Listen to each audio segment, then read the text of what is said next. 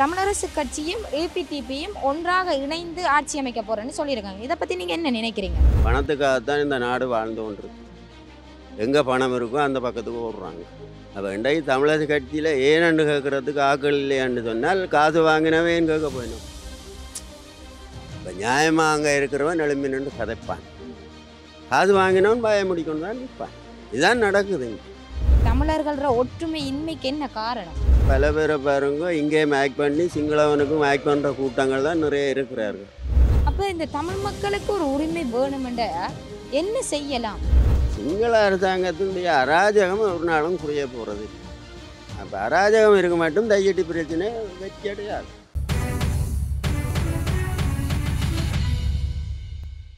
வணக்கம் ஐயா. வணக்கம். தற்போதைய ஒவ்வொரு மாகாணத்திலையும் அந்த மாநகர சபைக்குரிய ஆட்சிகள் அமைக்கப்பட்டு கொண்டு வருகிறது. தற்போது யாழ் மாநகர சபைக்குரிய ஆட்சி அமைக்கப்பட்டு புதிய முதல்வர் தேர்வாகி இருக்கிறாங்க. அதுவும் தமிழரசு கட்சியை சேர்ந்த ஒரு பெண் தான் ஒரு புதிய முதல்வராக தேர்வாகி இருக்கிறாங்க. இந்த உள்ளூராட்சி சபையில் தமிழரசு கட்சியும் ஏபிடிபியும் ஒன்றாக இணைந்து ஆட்சி அமைக்க போறேன்னு சொல்லியிருக்காங்க. இதை பற்றி நீங்கள் என்ன நினைக்கிறீங்க? தமிழரசு கட்சி ஒரு பெரிய பாரம்பரிய ஒரு அந்த காலத்தில் முதல் கட்சி, எங்களுடைய வீடுன்றது ஒரு பெரிய ஒரு சின்னம். அந்த காலத்தில் ரெண்டு கட்சிகள் தான் இருந்தது. இப்போ எனக்கு வயசு 70. தமிழரசு கட்சி, காங்கிரஸ், வேறு கட்சிகள் எல்லாம் அந்த காலத்தில் இல்லை. வீட்டை பெரிய ஒரு தெய்வமாக நினைத்து தமிழர்கள் பாரம்பரியமானது தான் வீடு. இன்றைக்கு வீட்டுக்குள்ளே பிளவுகள் வந்தபடியால் வீடு எல்லாம் பிரிந்து விட்டது. பல கட்சிகள் எல்லாம் சேர்ந்து வீடெல்லாம் பிரிந்து அது போய்த்துது. ஆனால் ஒன்று, எந்த கட்சி எப்படி சேர்ந்தாலும் தமிழர்கள் ஒற்றுமை இல்லாதபடியால் விமோச்சனம் எடுக்கிறன்றது ஒரு கேள்விக்குறியான ஒரு விஷயம். அதுக்குள்ளேயும் கட்சியிலே இதுவரைக்கும் விக்னேஸ்வரன், சுமந்திரன் இவையெல்லாம் எங்களோட தமிழரசு கட்சிக்கு ஒரு தேவையில்லாத ஆக்கள். அது ஒரு அந்நிய மோகக்காரர். அவை உண்மையான ஒரு தமிழரசு கட்சி ஆக்கள் அல்ல. அது கொழும்புலேருந்து எடுக்கப்பட்ட ஒரு ஆக்கள். விக்னேஸ்வரன் சரி, சுமந்திரன் சரி. இன்றைக்கு சுமந்திரன் தான் இந்த கட்சி பிரிஞ்சது. அது எல்லாருக்கும் தெரியும். இந்த கட்சி நாங்கள் பல தடவை பற்றி கேட்டிருக்கிறோம். ஏன் வைத்திருக்கிறீர்கள் சுமந்திரனை? ஏன் சுமந்திரன் இருக்கிறதால இந்த கட்சிக்கு இவ்வளோ பிரச்சனை. இப்போ அடுத்த நேற்று ஆனந்த சங்கரி அறிக்கை விட்டுருக்கிறார், தங்களுடன் சேரும்படி. அப்போ இன்றைக்கு என்ன நினைக்கிறோம்? இபிடிபி தமிழரசு கட்சி அடித்தது. ஒரு காலத்தில் வழிமறித்து அடித்தார்கள், காயப்படுத்தினார்கள், எல்லாம் செய்தார்கள். இன்றைக்கு ஒன்று சேர்ந்து செய்யலாமென்று என்னென்னா இவைக்கு ஒரு ஏமாற்றம் வந்துடுது. நாட்டில் எது செய்தும் இவைக்கு கிடைக்கல. வேண்ட கட்சிக்கு இதுவரைக்கும் தமிழரசு கட்சி ஒன்றும் செய்யவும் இல்லை. இதுவரைக்கும் தமிழரசு கட்சி அமுதலிங்கம் இருக்கிற காலத்தில் சரி, இந்த காலத்தில் சரி, எந்த ஒரு சேவையும் இல்லை. அவை சுமார் கட்சியாக இருந்ததை ஒழிய அவை எந்த ஒரு சேவையும் எங்களோட நாட்டுக்கு செய்யலை. வேறு கட்சிகள் வேலை வாய்ப்புகள், இபிடிபி வேலை வாய்ப்புகள் கொடுத்துருக்கு. அந்த விஷயத்தில் ஒரு சந்தோஷம். முன்னைய காலத்தில் யார் கேட்கல, வாட்ஸ்அப்லேயே பள்ளிக்கூடம், ரோட்டு அப்படியெல்லாம் செய்தார்கள். மைசூரன் இருக்கிற காலத்தில் எல்லாம் இந்த சாப்பாடுகள் அப்படியெல்லாம் உதவிகள் செய்தது. ஆனால் தமிழரசு கட்சி எந்த ஒரு உதவியும் யாருக்கும் செய்யலை, இனிமேலும் செய்ய மாட்டார்கள். அப்படி இருந்தும் ஏன் மக்கள் தமிழரசு கட்சிக்கு பின்னுக்கு போகிறாங்க? மக்களே சில மக்களை அவர்கள் காசு கொடுத்து வேண்டி வச்சிருக்கிறார்கள்.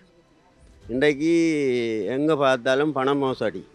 பணத்துக்காகத்தான் இந்த நாடு வாழ்ந்து கொண்டிருக்குது. எங்கே பணம் இருக்கோ அந்த பக்கத்துக்கு ஓடுறாங்க. அப்போ இன்றைக்கு தமிழரசு கட்சியில் ஏனென்று கேட்குறதுக்கு ஆக்கள் இல்லையான்னு சொன்னால் காசு வாங்கினவேன்னு கேட்க போயிடும். இப்போ நியாயமாக அங்கே இருக்கிறவன் எழும்பி நின்று கதைப்பான், காசு வாங்கினவன் பாய முடிக்கணும் தான் நிற்பான். இதுதான் நடக்குதுங்க. நாங்கள் பொறுத்து இருந்தால் அதை பார்க்கணும். நீங்கள் ஆரம்பத்தில் கூறினீர்கள் அந்த காலத்தில் 2 கட்சிகள் தான் இருக்குது. இப்போ பார்த்தீங்கன்னு சொன்னால் கை விரல் விட்டு எண்ண முடியாத அளவுக்கு நிறைய கட்சிகள், நிறைய சின்னங்கள். இதுக்கெல்லாம் என்ன காரணம்? தமிழர்கள ஒற்றுமை இன்மைக்கு என்ன காரணம்? அதுக்கு காரணம் என்ன? நாங்கள் பறந்துபட்டு எல்லாருக்கும் போகிறது. இப்போ நாங்கள் பல பேரை பாருங்க இங்கே மேக் பண்ணி சிங்களவனுக்கும் மேக் பண்ணுற கூட்டங்கள் தான் நிறைய இருக்கிறார்கள். அவைக்கு தேவை யாரையும் யோசித்து சம்பாதிக்கிறது தான் அவருடைய நோக்கம். அப்போ அதால் மற்றது கட்சிகள் வளர்கிறதுக்கு நாங்கள் மக்கள் அதுக்கு இது மாதிரி ஆதரிக்கிறீர்கள். இப்போ 15-20 கட்சி வர்றதுக்கு காரணம் மக்களுடைய கவலை நம்மன்னு தான் சொல்லுவேன் நான். இப்போ நாங்கள் தமிழக கட்சின்னா தமிழக கட்சியோடைய நின்றுருக்கோம். இப்போ நாங்கள் இப்போ இந்த முறை தேர்தலில் கூட நான் ஒரு தமிழக கட்சி ஐயாவோட கதைச்சேன். நான் அவைகிட்ட ஒரு கொள்கையும் இல்லை. அவைகிட்ட இல்லை கேட்டால் நாங்கள் சும்மா தமிழ் வீட்டில் கேட்குறோம். அரசியல் அறிவு அரசியல் இதுகள் ஒன்றும் அவைக்கு இல்லை. ஒரு சாதாரணமான ஒரு ஆக்களை ஒழிய இவன் நாடு நடத்துறதுக்குரிய ஆக்களே இல்லை. இன்றைக்கு இந்தியாவில் எங்களோட போராட்டத்தை பற்றி இந்தியா தான் வலுவடிக்குது. சீமானண்ட நான் நேற்று கூட ஒரு இது பார்த்துருந்தேன். எங்களை கவனம் எடுக்கிறேன்டா அது இந்தியா. எங்களுக்கு ஆபத்து விளைவித்ததும் இந்தியா தான். தமிழ்நாடு தான் எங்களுக்கு முழு ஆபத்தையும் எங்களுக்கு விளைவித்தது. இயக்கம் ஒரு நல்ல இயக்கம். எங்களோட ஒற்றுமை இல்லாததில் நாங்கள் தெருவில் நிற்கிறோம். இதுதான் உண்மை. தமிழரசு கட்சி பிடிபியும் அவங்களோட கொள்கை ரீதியில் தான் ஒன்றாக இணைஞ்சிருக்காங்கன்னு சொல்கிறாங்க. அப்போ முதல்ல நிறைய முரண்பாடுகள், அவங்களுக்கு இடையிலான அந்த கருத்து வேறுபாடுகளை நிறைய எதிர்ப்புகளை வெளியிட்டாங்க.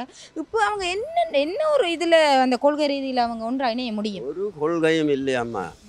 உலக நாட்டுக்கு நாங்கள் ஒற்றுமையாக இருக்குமோன்னு காட்டுறதுக்கு தானே அவங்க இணைஞ்சதை ஒழிய, இணைந்தாலும் உள்ளுக்கு பூசல் இன்னும் முடியலை. உள்ளுக்கு சண்டை பிடிச்சோன்னு தான் இருக்கிறாங்க. உள்ளுக்கு சண்டை பிடிச்சோன்னு. உலக நாட்டுக்கு நாங்கள் ஒற்றுமையாக இருக்கணும். அவர் சிவஞானம் மண்டவர் சொல்கிறார், நாங்கள் நாட்டுக்கு ஒற்றுமையாக இருந்து எல்லாருக்கும் காட்டணும், வெளிநாட்டை காட்டணும்.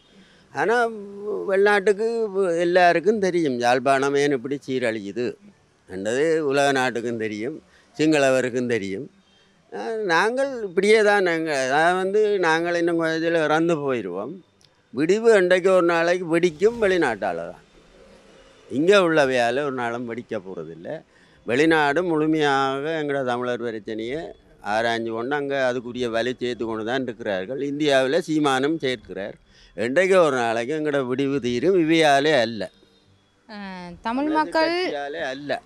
அது இல்லை. தமிழ் மக்கள் இப்போ உரிமைக்காக போராடி கொண்டிருக்கிறாங்க. இங்கே இருக்கிறவங்க இங்கே இருக்கிற உரிமைக்கு போராடுறதை விட புலம்பெயர்ந்த உறவுகள் தான் கூட போராடி கொண்டிருக்காங்க. இந்தியாவில் இப்போ போராடுறாங்கன்னு சொல்கிறீங்க.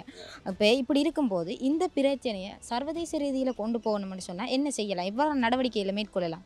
சர்வதேச ரீதியில் ஏற்கனவே நிறைய இந்த போராட்டம் கொண்டு போகப்பட்டது. சுமந்திரன் அவர்கள் போய் இந்த போராட்டத்துக்கு முட்டுக்கட்டையாக இருந்தது சுமந்திரன் தான். ஐநா சபைக்கு போன இடத்துல விசாரிக்கிறாண்டா புலிகளையும் விசாரிக்க வேணும்னு சொல்லி அதை குழப்பினது சுமந்திரன் தான். விளங்குதோ?